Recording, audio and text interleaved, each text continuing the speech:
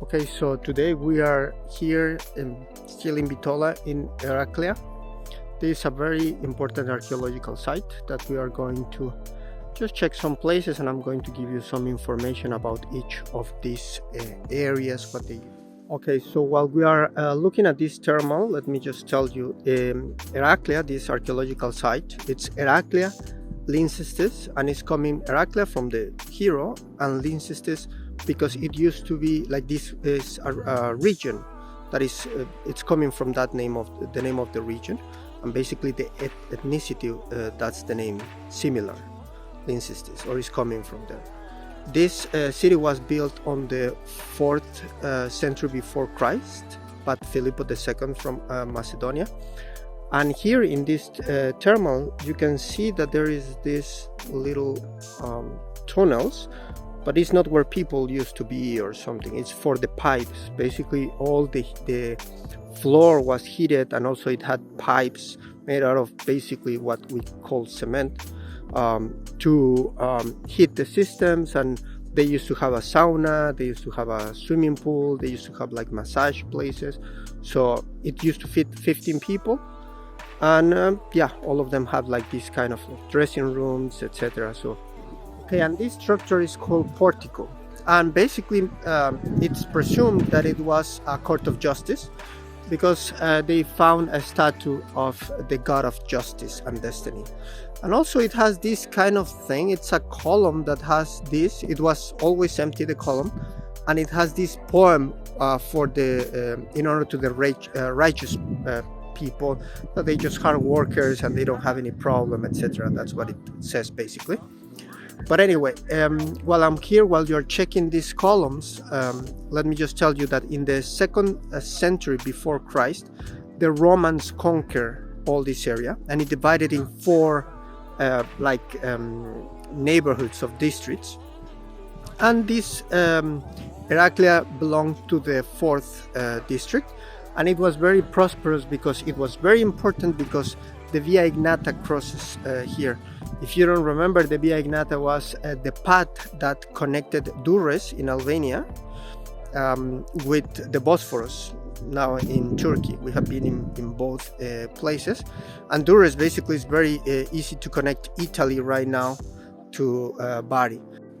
Okay, so in front of this building, you have this small basilica. As I was telling you before, basically when the Romans came, they were already Christians, so they built basilicas. This is the small basilica. They have the big basilica there. We're going to check it, and this one had a system for like water supplied. As you can see, it's very close to the thermal and very close to this building here. And as you can see, just in Butrinti in Albania, most likely, because there used to be mosaics here, most likely they were covered by these tiny stones. So you have this kind of thing, mesh thingy. So it's the mosaic, the mesh, and then these little stones, probably to preserve the mosaics. Okay, so as you can see, this is the large basilica.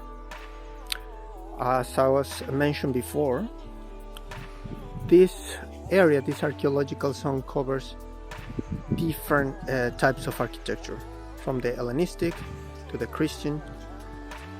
And you can see here that there were some excavations before, and it looks apparently like in many places, like in Mexico, many other places, that people used to build on top of other constructions. So this used to be another type of construction. I don't remember which one in particular, but basically in all of the big constructions, even in the small basilica, there was something before, and they built on top of it. It's interesting here, it's also covered with these small stones, because it's full of mosaics. Unfortunately, one of those mosaics has been broken, and that's one of the reasons why it's important to cover them, despite the fact that we cannot see them. but if you can check online, you will see them. Like, I've seen some pictures and it looks very beautiful. In this basilica is basically the representation of the universe and life and Christianism itself too, and basically show how like astronomers used to think in that time, and basically the vision of the world that they used to have. You can also see here there is a small I think it's a baptistry. We're going to go there right now, but I'm not sure.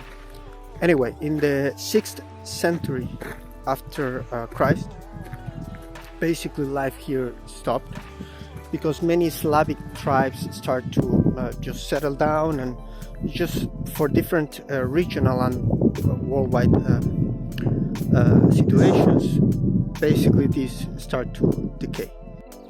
Okay, and this is the system that I was telling you before, to the heating system and sewer system. They used to use this. I don't know if the heating system, I don't know if it would resist the pressure or whatever. Look, here you can see one of those pipes. That's how they used to work. Okay, so this is the Episcopal house. So you can see that there is not too much to see, because it's basically the most important are mosaics that they are covering little stones too. So yeah, we're missing the most important, but apparently they have motifs related to some geometric motifs, and also maybe the most interesting is motifs related to like hunting and animals and dolphins and like natural life, etc.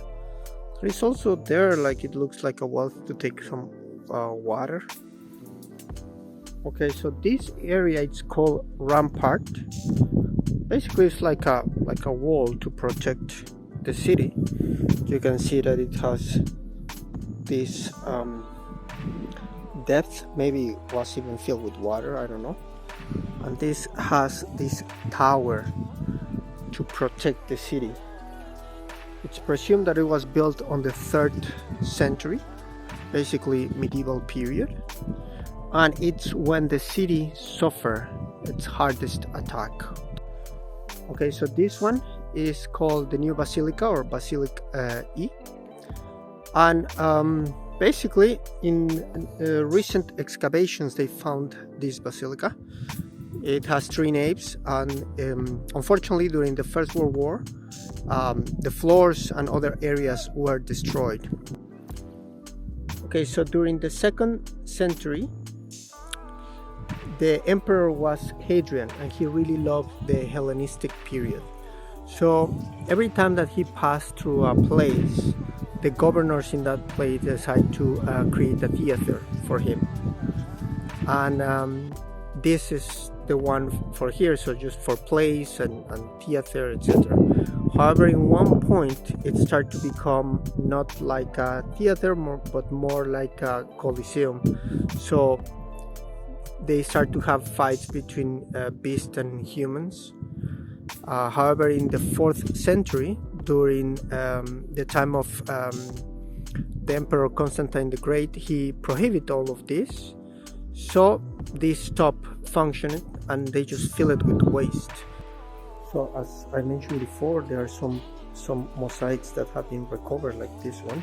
It's in the museum here. It's a very small museum with some of the artifacts. This is the fountain of this archaeological site. It is in honor of Justinian I, and as you can see, it has some dolphins, some baby dolphins there, and it's below the theater. The theater is there, and this is a small museum for the site, and you can see there is the large basilica. So just for finishing this visit, we are going to go to the same street that we came in.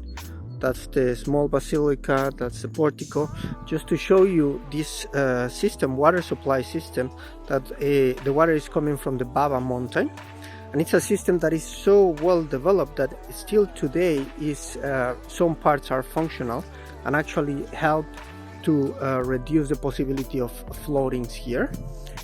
It was built or developed during the Byzantine period, And what is also interesting is that it was very advanced. First it was only supplying water, and later they add a sewage system. So it's a very complex system that the parts, some of them still working until today.